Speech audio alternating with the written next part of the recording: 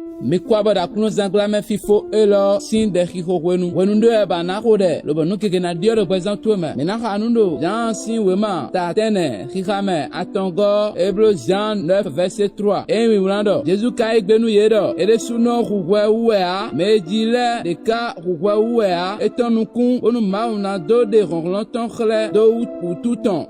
Ami, et à Khoderami. Jésus-Christ, ta fucking totile dit, le Jésus-Christ sin comme. Tito me debout, ni no me debout, de no don ho cambio, po ho teme po, do bezante wo, a kruno, ba ye sin bezante me, no maman vivo, le Jésus sin comme. Debout de yin ali glonu, lobo de wulu don a bezante me, lobo no zoma zen, wale bi ronle don de le pio, e mono de khle, a meno nande a kruno, e a ba ye bi, le Jésus-Christ sin comme. An numbra o kunu me mauton, tite sok panta, kweto yanyan debout, kai gbeta yanyan debout de koze, sok panta prezantier, le Jésus-Christ sin comme. Ami, et a unwa sanzandin, lobo a unwe, debout de inkan, lobo no dome de gudo, lobo kane onko don tagwe tira le gudo, lobo ko don tatela le gudo, lobo kla le kwesi seme dimbuna le donye sous le gudo, et a unwe kamo onko ton sin prezantier men, le Jésus-Christ sin comme. Ami, autant nous bla ou kunu meta, blo, nous azodja ou tole ni jero prezantier men, ni jero azoe no wale me, ni jero wendo cheme,